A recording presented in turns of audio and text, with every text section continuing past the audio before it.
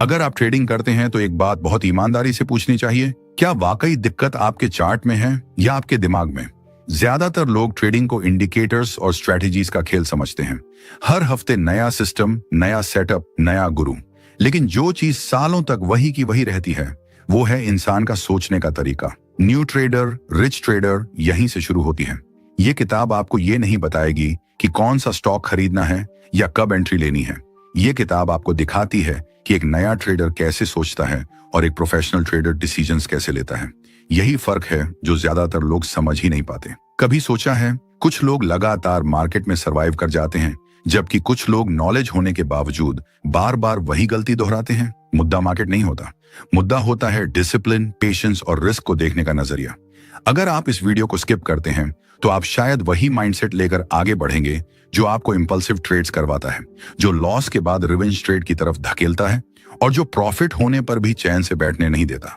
लेकिन अगर आप थोड़ी देर रुकते हैं तो आप समझेंगे कि इंपेशेंस कैसे अकाउंट को धीरे धीरे खोखला कर देती है, रिस्क को इग्नोर करना क्यों सबसे बड़ी गलती बन जाती है, और एक्सपीरियंस ट्रेडर्स प्रेडिक्शन नहीं, प्रोसेस पर क्यों भरोसा करते हैं। ये वीडियो सिर्फ ट्रेडिंग के बारे में नहीं है, ये उस साइकोलॉजी के बारे में है जो प्रेशर में बाहर आ जाती है। ये सेल्फ कंट्रोल, डिसीजन मेकिंग और कंसिस्टेंसी की बात करता है। एक पल के लिए सोचिए, क्या आप मार्केट को जीतना चाहते हैं या पहले खुद पर जीत हासिल करना चाहते हैं? इस किताब के कुछ हिस्से इसी सवाल को बहुत गहराई से छूते हैं। साइकोलॉजी, रिस्क और मेथोडोलॉजी, तीन अलग अलग नजरिए, लेकिन एक ही मकसद, बेहतर डिसीजंस। अगर आप जानते हैं कि डिसिप्लिन जरूरी है फिर भी फॉलो नहीं कर पाते, अगर लॉस के बाद इमोशंस हावी हो जाते हैं, या अगर आप बार बार ओवर ट्रेड कर बैठते हैं, तो ये वीडियो आपके लिए है। यहाँ कोई हाइप नहीं है, कोई शॉर्टकट नहीं है और कोई ट्रेडिंग एडवाइस भी नहीं। ये एक सीखने की प्रक्रिया है, एक रिस्पॉन्सिबल लर्नर की तरह, एक मैच्योर मार्केट पार्टिसिपेंट की तरह। चलिए इस किताब के कोर इंसाइट्स को समझते हैं, शांत दिमाग से, खुले नजरिए से। इस किताब में कुल 3 भाग और 18 अध्याय हैं। हर भाग सोचने का एक नया नजरिया देता है और हर अध्याय एक ऐसा सबक सिखाता है जो ट्रेडिंग के साथ साथ जीवन में भी काम आता है। तो चलिए शुरुआत करते हैं पहले भाग और पहले अध्याय से। भाग 1, साइकोलॉजी। ट्रेडिंग में सबसे पहली लड़ाई मार्केट से नहीं, खुद से होती है। चार्ट तो सबके सामने एक जैसे होते हैं, लेकिन फैसले हर कोई अलग तरह से लेता है। यही फर्क साइकोलॉजी पैदा करती है। यह हिस्सा हमें यह सोचने पर मजबूर करता है कि बार बार होने वाली गलतियां किसी इंडिकेटर की वजह से नहीं, बल्कि हमारी उम्मीदों, डर और जल्दबाजी की वजह से होती हैं। नया ट्रेडर अक्सर एक्साइटमेंट के साथ मार्केट में उतरता है, जबकि अनुभवी ट्रेडर शांति और क्लैरिटी के साथ बैठता है। यहां बात पैसे की नहीं, सोच के ढांचे की है। कैसे इंपेशेंस धीरे धीरे डिसिप्लिन को तोड़ देती है, कैसे स्ट्रेस डिसीजन मेकिंग को कमजोर करता है और कैसे इमोशंस सही प्रोसेस को पीछे छोड़ देते हैं। यह भाग याद दिलाता है कि कंसिस्टेंसी कोई टैलेंट नहीं, बल्कि एक आदत है, और हर आदत दिमाग से शुरू होती है। तो सवाल ये नहीं है कि मार्केट क्या कर रहा है, सवाल ये है कि हम उस पर कैसे रिएक्ट कर रहे हैं। यहीं से असली सीख शुरू होती है। अध्याय 1, unrealistic expectations versus realistic returns. Trading में सबसे पहली और सबसे आम गलती उम्मीदों से शुरू होती है। नया ट्रेडर अक्सर मार्केट में इस सोच के साथ आता है कि यहां मेहनत से ज्यादा तेज नतीजे मिलते हैं। कुछ अच्छे ट्रेड्स होते ही दिमाग एक कहानी बना लेता है, अब यही रफ्तार बनी रहेगी। लेकिन यही सोच आगे चलकर दबाव और गलत फैसलों की वजह बनती है। यह अध्याय हमें धीरे धीरे यह समझाने की कोशिश करता है कि मार्केट कोई शॉर्टकट नहीं देता। यहां रिटर्न से पहले पेशेंस की परीक्षा होती है। जब उम्मीदें जरूरत से ज्यादा बड़ी होती हैं, तो हर छोटा लॉस असहनीय लगने लगता है। तब फोकस प्रोसेस से हटकर आउटकम पर चला जाता है और डिसिप्लिन टूटने लगता है। एक परिपक्व सोच वाला ट्रेडर मार्केट से लड़ने की कोशिश नहीं करता। वह यह स्वीकार करता है कि कुछ दिन बेहतर होंगे, कुछ साधारण, और कुछ ऐसे भी होंगे जहां कुछ नहीं करना ही सही फैसला होगा। यही रियलिस्टिक रिटर्न्स की समझ काम आती है। इसका मतलब कम सोचना नहीं, बल्कि जमीन से जुड़ा हुआ सोचना है।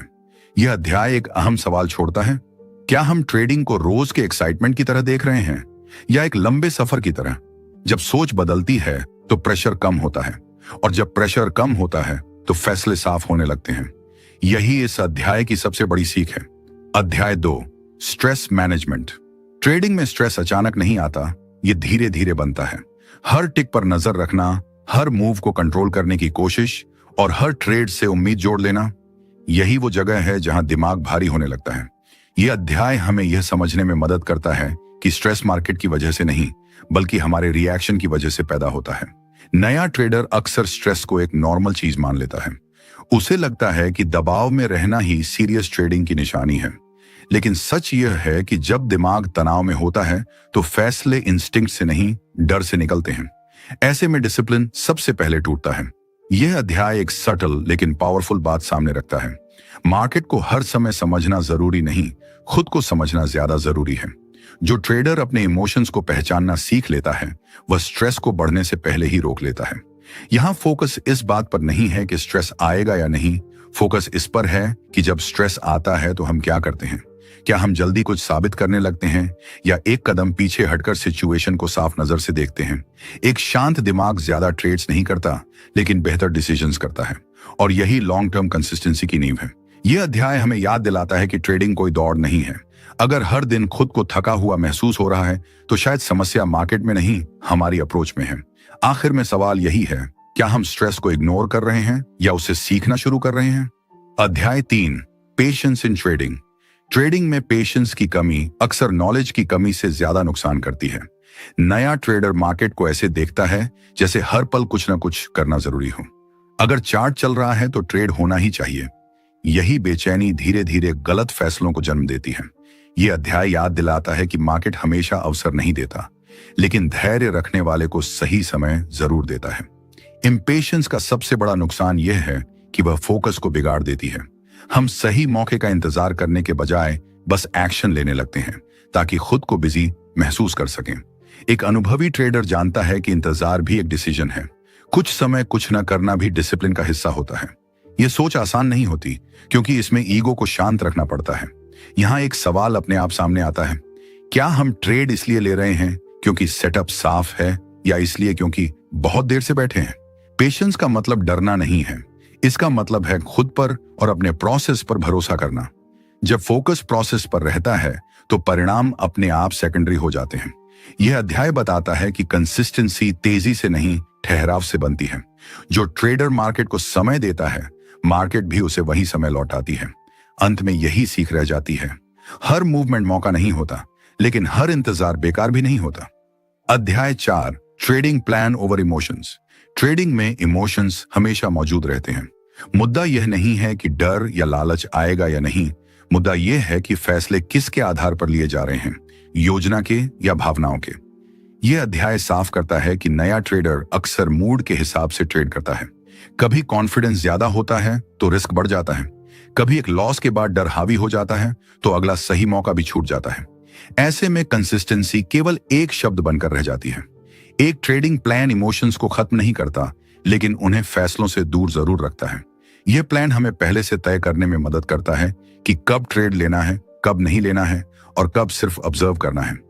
यहाँ एक अहम सवाल उठता है, क्या हम मार्केट में रिएक्ट कर रहे हैं या पहले से सोचे हुए रूल्स को फॉलो कर रहे हैं। जब फैसले लिखे हुए नियमों पर टिके होते हैं तो दिमाग पर दबाव कम हो जाता है। हर ट्रेड एक जजमेंट नहीं, एक प्रोसेस का हिस्सा बन जाता है। यह अध्याय यह भी दिखाता है कि डिसिप्लिन किसी एक दिन का काम नहीं है, यह रोज की छोटी छोटी सही चॉइसेस से बनता है। और हर बार जब प्लान इमोशंस पर भारी पड़ता है, हम थोड़ा और स्टेबल बनते जाते हैं। आखिर में सवाल बस इतना है, क्या आज का फैसला मोमेंट का है या माइंडसेट का। अध्याय 5, कॉन्टिन्यूअस लर्निंग। ट्रेडिंग में सबसे खतरनाक पल वो होता है जब लगता है कि अब सब समझ आ गया है। यह अध्याय याद दिलाता है कि मार्केट स्थिर नहीं है और जो सोच रुक जाती है वही सबसे पहले पीछे छूटती है। नया ट्रेडर अक्सर कुछ अच्छे नतीजों के बाद सीखना धीमा कर देता है। उसे लगता है कि अब बस वही दोहराना है जो काम कर चुका है। यही ग्रोथ रुकने लगती है। सीखना यहाँ नई चीजें जोड़ने का नाम नहीं है, यह पुरानी गलतियों को पहचानने, अपने व्यवहार को समझने और खुद को बेहतर तरीके से ऑब्जर्व करने की प्रक्रिया है। जो ट्रेडर सीखते रहते हैं वे मार्केट से नहीं, अपने रिएक्शन से सीखते हैं। एक अहम सवाल इस अध्याय में उभरता है, क्या हम सीख इसलिए रहे हैं ताकि ज्यादा स्मार्ट दिखें या इसलिए कि ज्यादा कंसिस्टेंट बन सकें। कंटिन्यूअस लर्निंग का मतलब हर दिन कुछ बदलना नहीं, बल्कि हर दिन कुछ बेहतर समझना है। कभी पेशेंस के बारे में, कभी रिस्क के प्रति अपने रवैये के बारे में और कभी इस बात के बारे में कि कुछ न करना भी सही फैसला हो सकता है। यह अध्याय यह भी बताता है कि सीखने की आदत ह्यूमिलिटी सिखाती है। जब दिमाग खुला रहता है तो ईगो शांत रहता है और जब ईगो शांत होता है तो फैसले साफ होने लगते हैं। आखिर में यह समझ बनती है कि ट्रेडिंग कोई मंजिल नहीं, एक ऑनगोइंग प्रोसेस है। जो ट्रेडर सीखना बंद कर देता है वह मार्केट में नहीं, अपने कंफर्ट जोन में फंस जाता है। और यही फर्क बनता है सिर्फ टिके रहने वालों और लंबे समय तक आगे बढ़ने वालों के बीच। भाग 2। रिस्क ट्रेडिंग में नुकसान होना असामान्य नहीं है, लेकिन नुकसान को संभाल ना पाना सबसे बड़ी समस्या बन जाता है। यहीं से रिस्क की असली भूमिका शुरू होती है। ज्यादातर लोग रिस्क को सिर्फ लॉस से जोड़कर देखते हैं, जबकि असल में रिस्क हमारी आदतों में छुपा होता है। कितना कंट्रोल है, कितना डिसिप्लिन है और मुश्किल हालात में सोच कितनी साफ रहती है। यह भाग हमें यह समझने में मदद करता है कि सफल ट्रेडर रिस्क से डरता नहीं और न ही उसे इग्नोर करता है। वह रिस्क को समझता है, स्वीकार करता है और उसके साथ जीना सीखता है। यहां बात बड़े प्रॉफिट्स की नहीं है, बल्कि टिके रहने की है। क्योंकि जो ट्रेडर कैपिटल और माइंडसेट दोनों की रक्षा करना सीख लेता है, वही लंबे समय तक मार्केट में बना रहता है। यह हिस्सा एक सीधा सा लेकिन गहरा सवाल पूछता है, क्या हम सही साबित होने पर ज्यादा ध्यान दे रहे हैं या सही बने रहने पर? यहीं से रिस्क एक डर नहीं, एक जिम्मेदारी बन जाता है। और इसी समझ के साथ अगले अध्याय शुरू होते हैं। अध्याय 6, गैम्बलिंग वर्सेस बिजनेस माइंडसेट। यह अध्याय एक बहुत सीधा लेकिन जरूरी फर्क सामने रखता है। ट्रेडिंग को खेल की तरह देखना और ट्रेडिंग को काम की तरह देखना। नया ट्रेडर अक्सर एक्साइटमेंट और थ्रिल के साथ मार्केट में उतरता है। हर ट्रेड उसके लिए एक मौका होता है कुछ साबित करने का। वहीं यही सोच धीरे धीरे गैम्बलिंग जैसी आदत बना लेती है। जब फैसले एक्साइटमेंट पर टिके होते हैं तो कंसिस्टेंसी टिक नहीं पाती। कभी रिस्क ज्यादा हो जाता है, कभी कंट्रोल टूट जाता है। बिजनेस माइंडसेट यहां एक बैलेंस लाता है। इसमें इमोशंस नहीं, प्रोसेस आगे होता है। यह अध्याय यह भी समझाता है कि बिजनेस माइंडसेट का मतलब डल होना नहीं है। मतलब है हर डिसीजन को एक सिस्टम के हिस्से के रूप में देखना। हर ट्रेड जरूरी नहीं, लेकिन हर डिसीजन जिम्मेदार होना चाहिए। एक सवाल यहां खुद से पूछना जरूरी हो जाता है, क्या हम मार्केट में पैसा लगाने आए हैं या आदतें बनाने? जो ट्रेडर ट्रेडिंग को बिजनेस की तरह देखता है, वह रोज के नतीजों से अपनी पहचान नहीं जोड़ता। वह जानता है कि कुछ दिन नुकसान के होंगे और कुछ दिन बस सीख के। यह अध्याय यही सिखाता है कि जब ट्रेडिंग ईगो से बाहर निकलकर स्ट्रक्चर में आती है, तब लॉन्ग टर्म थिंकिंग शुरू होती है। आखिर में फर्क साफ है, गैम्बलिंग में उम्मीद चलाती है, बिजनेस में डिसिप्लिन। अध्याय 7, पोजीशन साइजिंग। ट्रेडिंग में नुकसान अक्सर गलत एंट्री से नहीं, गलत साइज से होता है। यह अध्याय हमें यह समझने में मदद करता है कि एक सही फैसला भी गलत नतीजा दे सकता है अगर उसके पीछे बैलेंस नहीं है। नया ट्रेडर अक्सर साइज को कॉन्फिडेंस से जोड़ देता है। जब भरोसा ज्यादा होता है तो साइज बढ़ जाती है, जब डर आता है तो साइज घट जाती है। इस तरह हर ट्रेड एक इमोशन ड्रिवन रिएक्शन बन जाता है। पोजीशन साइजिंग डिसिप्लिन को प्रैक्टिकल रूप देता है। यह हमें सिखाता है कि हर ट्रेड बराबर नहीं होता और हर मौके पर बराबर एक्सपोजर लेना जरूरी भी नहीं। यहां फोकस जीतने पर नहीं, बचाए रखने पर होता है। एक अहम सवाल यहां उभरता है, अगर यही फैसला बार बार लिया जाए तो क्या हम टिक पाएंगे? यह अध्याय लॉन्ग टर्म सोच को मजबूत करता है। यह याद दिलाता है कि मार्केट में बने रहना एक दो बड़े ट्रेड से नहीं, बल्कि छोटे और कंट्रोल्ड फैसलों से संभव होता है। जब साइज कंट्रोल में होती है तो दिमाग भी कंट्रोल में रहता है। फिर लॉसेस डर नहीं बनते और प्रॉफिट्स एक्साइटमेंट नहीं। आखिर में यही समझ बनती है कि पोजीशन साइजिंग कोई कैलकुलेशन नहीं, एक माइंडसेट है जहां हर ट्रेड से ज्यादा पूरे सफर की चिंता की जाती है।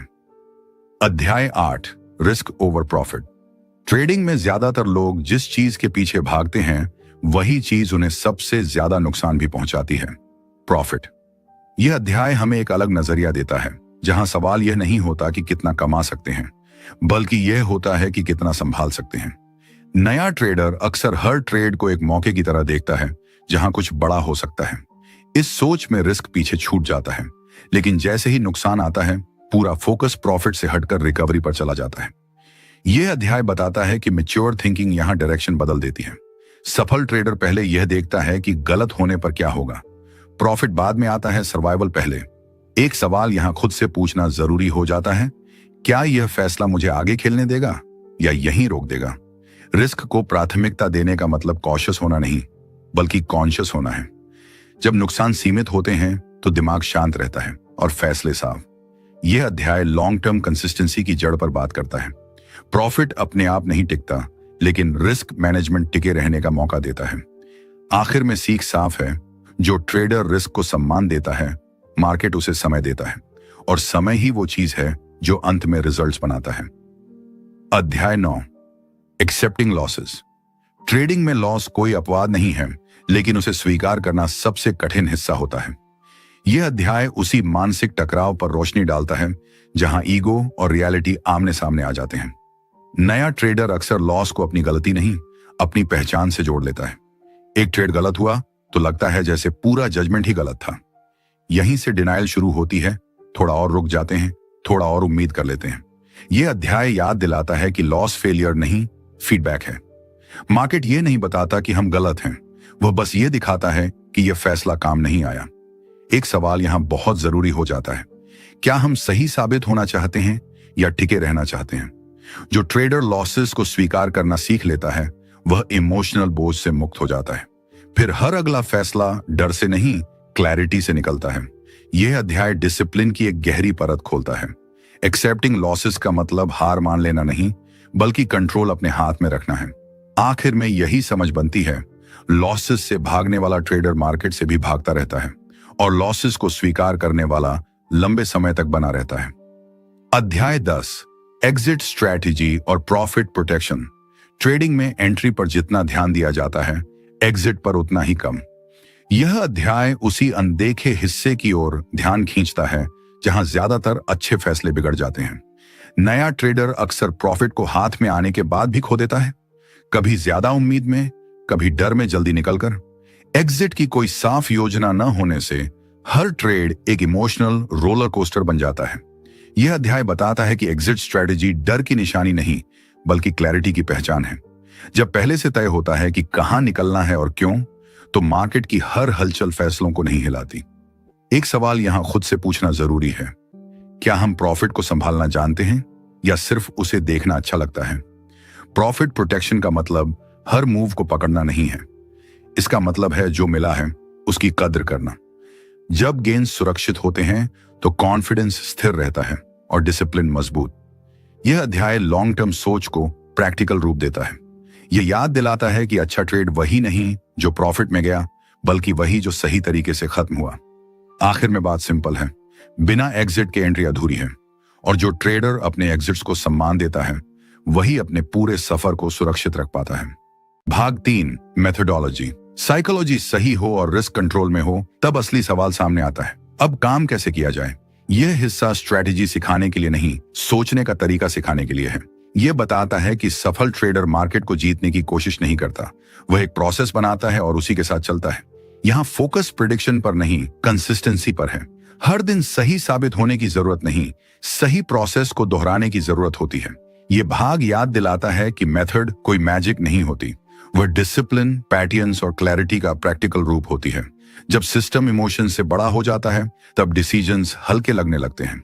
एक सवाल यहाँ खुद से पूछना जरूरी है, क्या हम मार्केट से उम्मीद कर रहे हैं कि वह हमारे हिसाब से चले, या हम खुद को एक स्ट्रक्चर के भीतर ढाल रहे हैं? यहीं से ट्रेडिंग एक रिएक्शन नहीं, एक रूटीन बनती है, और रूटीन ही लॉन्ग टर्म स्टेबिलिटी की नींव होती है।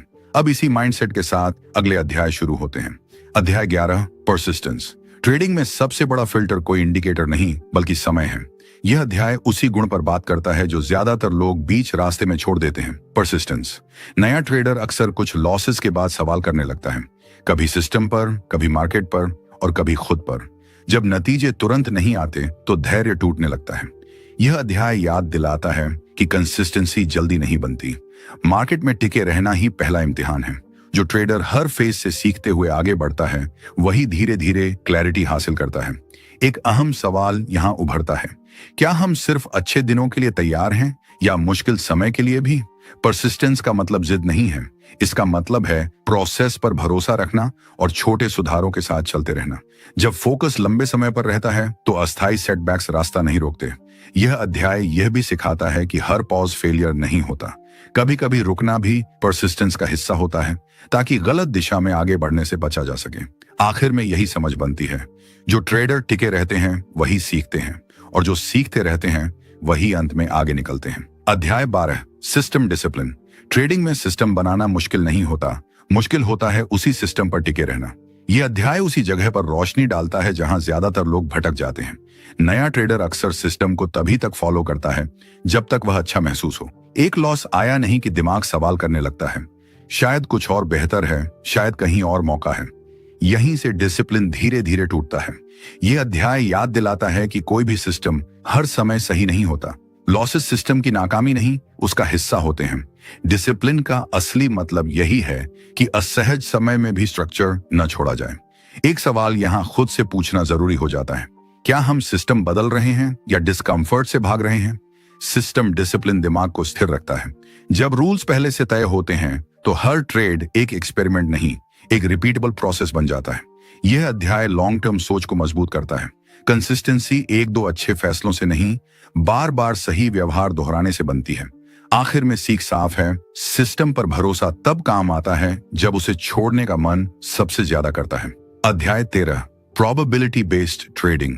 ट्रेडिंग में सबसे बड़ी राहत तब मिलती है जब यह समझ आ जाती है कि हर ट्रेड को सही होना जरूरी नहीं है। यह अध्याय उसी सोच को बदलने की कोशिश करता है जो हर फैसले को एक परीक्षा बना देती है। नया ट्रेडर अक्सर एक ट्रेड को लेकर बहुत ज्यादा भावनात्मक हो जाता है।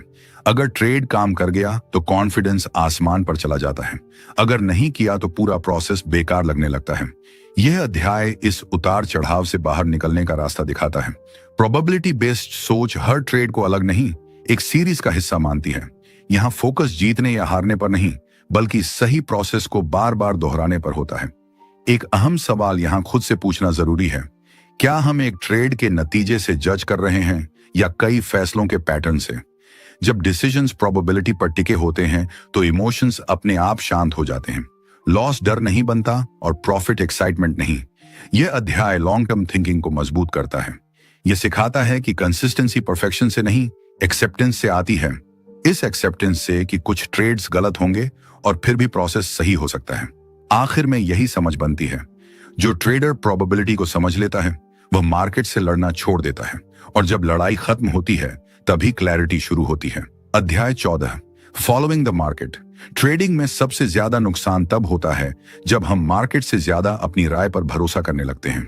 यह अध्याय उसी आदत को चुनौती देता है जहां ईगो ऑब्जर्वेशन से आगे निकल जाता है। नया ट्रेडर अक्सर यह साबित करना चाहता है कि वह सही है। वह मार्केट को समझने की बजाय उससे लड़ने लगता है, लेकिन मार्केट किसी की सोच के हिसाब से नहीं चलता। यह अध्याय याद दिलाता है कि मार्केट को प्रिडिक्ट करने की जरूरत नहीं होती, उसे पढ़ने की जरूरत होती है। जो ट्रेडर मार्केट को फॉलो करता है वह अपने विचारों को सेकेंडरी रखता है। एक सवाल यहाँ खुद से पूछना जरूरी हो जाता है, क्या हम मार्केट को सुन रहे हैं या सिर्फ अपनी आवाज सुनना चाहते हैं? जब फोकस ऑब्जर्वेशन पर होता है तो रेजिस्टेंस कम होता है, डिसीजन ज्यादा फ्लेक्सिबल और रियलिस्टिक बनते हैं। मार्केट बदलता है और अप्रोच भी उसके साथ बदलती है। यह अध्याय लॉन्ग टर्म सर्वाइवल की बात करता है। जो ट्रेडर अडेप्ट करना सीख लेता है वह कंट्रोल की जरूरत छोड़ देता है। आखिर में सीख बहुत साफ है, मार्केट के साथ चलना कमजोरी नहीं, समझदारी है, और यही समझ सही फैसलों की जमीन तैयार करती है। अध्याय 15, ट्रेंड फॉलोइंग। ट्रेडिंग में सबसे आम और सबसे महंगी गलती ट्रेंड के खिलाफ सोचने से शुरू होती है। यह अध्याय उसी टेम्पटेशन पर बात करता है जहां हम हर मूव को उलटने का मौका समझ लेते हैं। नया ट्रेडर अक्सर ट्रेंड को देर से पहचानता है और जल्दी चुनौती देने लगता है। उसे लगता है कि मार्केट अब ज्यादा ऊपर या नीचे नहीं जा सकता, लेकिन मार्केट हमारी सोच से ज्यादा देर तक वही कर सकता है जिसे हम गलत मान रहे होते हैं। यह अध्याय याद दिलाता है कि ट्रेंड कोई प्रिडिक्शन नहीं है, बल्कि एक ऑब्जर्वेशन है। जो ट्रेडर ट्रेंड के साथ चलता है वह फ्लो का फायदा उठाता है, लड़ाई नहीं करता। एक सवाल यहाँ खुद से पूछना जरूरी है, क्या हम ट्रेंड को फॉलो कर रहे हैं या अपने ईगो को? ट्रेंड फॉलोइंग पेशेंस सिखाता है। यह बताता है कि हर रिवर्सल पकड़ना जरूरी नहीं, लेकिन सही दिशा में टिके रहना जरूरी है। यह अध्याय लॉन्ग टर्म सोच को मजबूत करता है। ट्रेंड के साथ रहना डिसिप्लिन मांगता है और डिसिप्लिन ही कंसिस्टेंसी बनाता है। आखिर में यही समझ बनती है, ट्रेंड से लड़ने वाला ट्रेडर ऊर्जा ज्यादा खर्च करता है और ट्रेंड के साथ चलने वाला स्पष्टता ज्यादा पाता है। अध्याय 16, सिस्टम ओवर इमोशन। ट्रेडिंग में इमोशंस कभी पूरी तरह खत्म नहीं होते, फर्क बस इतना होता है कि कौन फैसले ले रहा है, इमोशन या सिस्टम। यह अध्याय बताता है कि नया ट्रेडर अक्सर अपने महसूस करने के आधार पर ट्रेड करता है, कभी डर, कभी जोश और कभी हाल ही के नतीजों का असर। इस तरह हर ट्रेड एक नया एक्सपेरिमेंट बन जाता है। सिस्टम यहाँ स्टेबिलिटी लाता है। जब रूल्स पहले से तय होते हैं तो इमोशंस को फैसलों में घुसने की जगह नहीं मिलती। सिस्टम परफेक्ट नहीं होता, लेकिन वह कंसिस्टेंट होता है। एक अहम सवाल यहाँ खुद से पूछना जरूरी हो जाता है, क्या हम इस समय रिएक्ट कर रहे हैं या अपने रूल्स को फॉलो कर रहे हैं? यह अध्याय याद दिलाता है कि इमोशन तेज होता है, लेकिन सिस्टम टिकाऊ होता है। जो ट्रेडर सिस्टम को प्राथमिकता देता है वह शॉर्ट टर्म डिस्कंफर्ट सहना सीख लेता है ताकि लॉन्ग टर्म स्टेबिलिटी बनी रहे। यह सोच डिसिप्लिन को मजबूत करती है। जब हर फैसला फीलिंग से नहीं, फ्रेमवर्क से निकलता है तो दिमाग हल्का रहता है। आखिर में सीख साफ है, इमोशन पल भर का होता है, सिस्टम लंबे सफर का साथी। अध्याय 17, एग्जिट प्लानिंग। ट्रेडिंग में ज्यादातर लोग एंट्री पर मेहनत करते हैं, लेकिन एग्जिट को आखिरी पल पर छोड़ देते हैं। यह अध्याय उसी आदत को चुनौती देता है जहां हम शुरुआत तो तय करते हैं पर अंत को अनदेखा कर देते हैं। नया ट्रेडर अक्सर सोचता है कि एग्जिट बाद में देख लेंगे। जब प्रॉफिट दिखता है तो लालच रुकने नहीं देता, और जब ट्रेड उल्टा चलता है तो उम्मीद निकलने नहीं देती। यहीं से कंट्रोल धीरे धीरे हाथ से फिसलता है। यह अध्याय याद दिलाता है कि एग्जिट प्लानिंग डर की नहीं, क्लैरिटी की निशानी है। जब पहले से तय होता है कि कहां और क्यों निकलना है तो मार्केट की हर हलचल फैसलों को नहीं हिलाती। एक सवाल यहां खुद से पूछना जरूरी हो जाता है, क्या हम ट्रेड को चला रहे हैं या ट्रेड हमें चला रहा है? एग्जिट प्लानिंग इमोशंस को सीमाओं में रखती है। प्रॉफिट हो या लॉस, दोनों हालात में दिमाग शांत रहता है क्योंकि फैसला पहले ही लिया जा चुका होता है। यह अध्याय लॉन्ग टर्म डिसिप्लिन की बात करता है।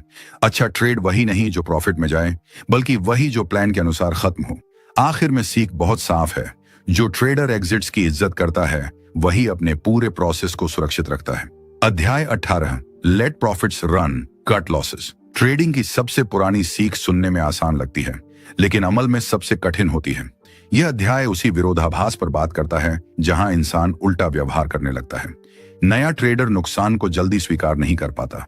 वह उम्मीद करता है कि हालात बदलेंगे, लेकिन जैसे ही प्रॉफिट दिखता है डर उसे जल्दी बाहर निकाल देता है। इस तरह छोटे प्रॉफिट्स और बड़े लॉसेस का सिलसिला बन जाता है। यह अध्याय याद दिलाता है कि डिसिप्लिन यहां असहज फैसलों में दिखता है। लॉस को जल्दी काटना ईगो को चोट पहुंचाता है और प्रॉफिट को चलने देना धैर्य मांगता है। एक अहम सवाल यहां खुद से पूछना जरूरी है, क्या हम आरामदायक फैसले ले रहे हैं या सही फैसले? यह सोच लॉन्ग टर्म माइंडसेट को मजबूत करती है। जब नुकसान सीमित रहते हैं तो गलतियां घातक नहीं बनती, और जब प्रॉफिट्स को समय मिलता है तो सही फैसले असर दिखाने लगते हैं। यह अध्याय पूरी किताब की सोच को एक जगह जोड़ देता है। साइकोलॉजी, रिस्क और मेथोडोलॉजी, तीनों का सार यहीं दिखता है। आखिर में सीख साफ है, मार्केट में टिके रहने के लिए हमेशा ज्यादा सही होना जरूरी नहीं, बस सही व्यवहार को लगातार दोहराना जरूरी है। तो ये थे इस किताब के 3 भाग और 18 अध्याय, और हर एक ने सोच, अनुशासन और धैर्य की एक अहम सीख दी। आज की यह बात यहीं खत्म नहीं होती, क्योंकि असली बदलाव किताब पढ़ लेने या वीडियो देख लेने से नहीं आता, बल्कि उस एक छोटे से थॉट से आता है जो अंदर कहीं ठहर जाता है।